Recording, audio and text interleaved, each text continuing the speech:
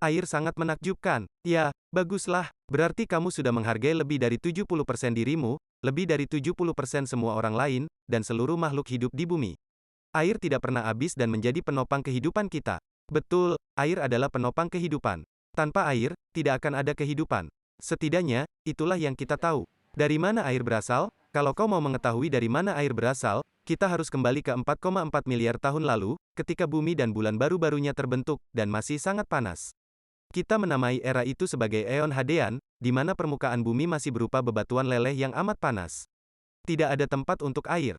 Namun, bahan pembentuknya, hidrogen dan oksigen, sudah ada. Ketika kerak bumi mulai memadat membentuk batuan, aktivitas tektonis dan vulkanisme radang. Gunung-gunung berapi paling awal meletus dan mengeluarkan berbagai gas, membentuk atmosfer. Salah satu gas yang dikeluarkan tersebut adalah uap air. Saat uap air ini jenuh di udara, akhirnya kondensasi mengantarkan mereka menjadi hujan. Turunlah hujan pertama dalam sejarah planet kita, hanya saja tanpa anak-anak indie yang mengaguminya sambil main gitar dan ditemani bercangkir-cangkir kopi.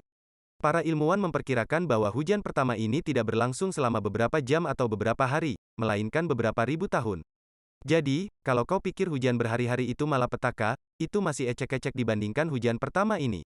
Hujan yang berlangsung amat lama itu mengisi cekungan-cekungan terendah di planet ini, mengalir membentuk sungai, lalu bersatu di cekungan paling luas dan paling rendah, membentuk laut-laut pertama. Dengan hujan selama itu, diperkirakan hanya menghasilkan separuh dari seluruh air yang ada di bumi sekarang. Separuh lainnya dari mana? Para astronom berhipotesis bahwa komet mengantarkan hingga separuh air di bumi. Dan itu masuk akal, mengingat inti komet terdiri dari batu dan air beku, alias es. Jika jatuh ke tempat yang tepat, inti esnya bisa meleleh menjadi air bukan berarti kita tidak punya bukti. Pada tanggal 4 Juli tahun 2005, NASA mengincar sebuah komet bernama Tempel 1. Nukleus atau inti Tempel 1. Untuk ditabrakkan dengan salah satu dari dua wahana antariksa tak berawak, Deep Impact. Salah satu wahana tersebut menabrakkan diri ke inti komet Tempel 1 dan mengakibatkan ribuan kiloliter air tersembur ke antariksa, bukti bahwa komet menyimpan banyak air. Dan, pada masa-masa awal pembentukan tata surya, terdapat ribuan komet semacam Tempel 1 yang belum terbersihkan dari area tata surya, sehingga peluang planet-planet tertabrak komet seperti ini sangat besar. Ribuan komet menabrak bumi dan akhirnya mengisi setengah kekurangan air itu hingga kini. Kalau memang ribuan komet menabrak bumi saat itu, kenapa kawah-kawahnya tidak terlihat sampai sekarang?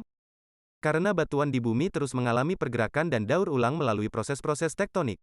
Batu yang kau temukan di halaman rumahmu mungkin pernah berlokasi di Thailand, atau pernah jauh terkubur di dalam bumi.